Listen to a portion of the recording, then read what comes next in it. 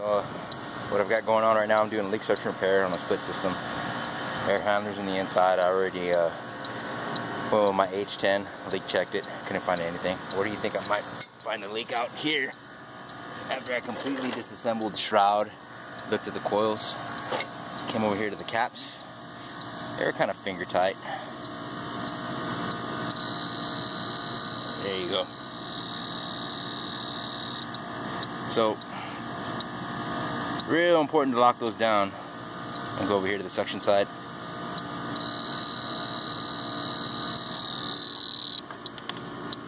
Leak detector don't lie. Make sure you torque those down every time.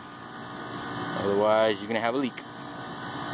Unit pump down. What I want to make sure I don't have a leak in the line set. It goes pretty far from here inside the building. And I confirmed with my H10 that the coil is not leaking, so let's go ahead and pressure up that line set now that I've got this condenser pump down.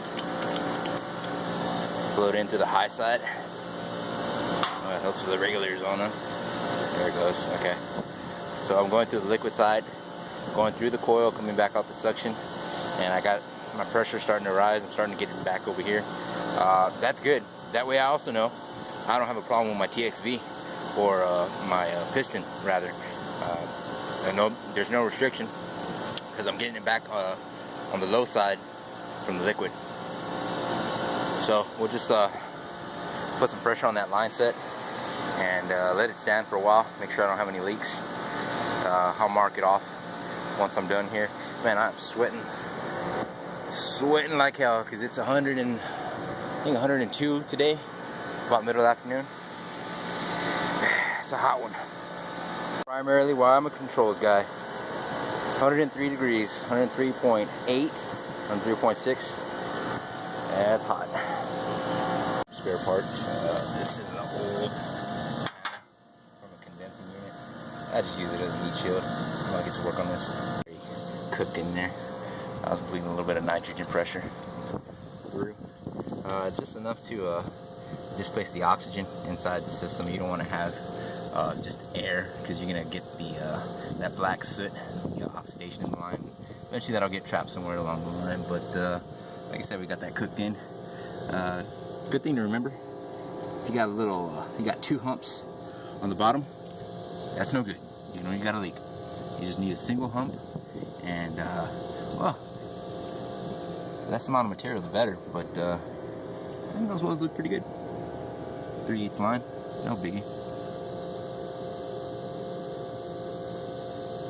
And we also need to make sure that the arrow is going the right way back toward the air handler, which it is. And I confirmed before I even put it in there. So let's go ahead and just pressure test it, make sure I don't got no leaks, and then we'll throw it in vacuum.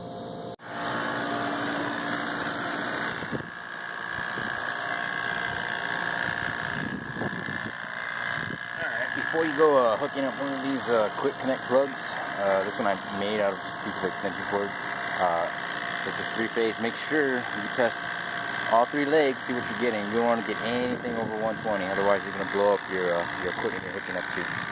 So right now, I've got it into a vacuum, and we'll slowly pull down. Got 1/2-inch hoses going to these C&D blank off valves, valve core removers. And then I'll turn you guys back on once we get close to charging it up.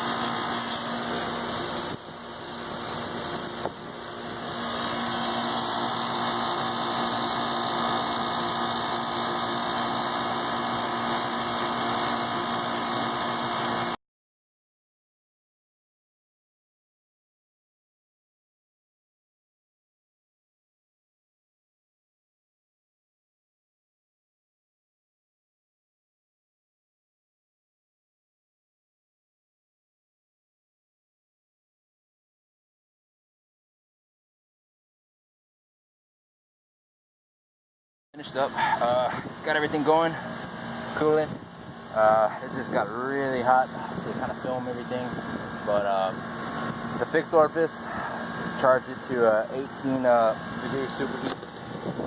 What it was calling for the indoor wet bulb and the outdoor ambient.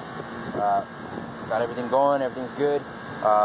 In conclusion, the leak was here at the service caps on the suction and a little bit on the liquid. I tightened them up real good with nylock, and we're looking good there.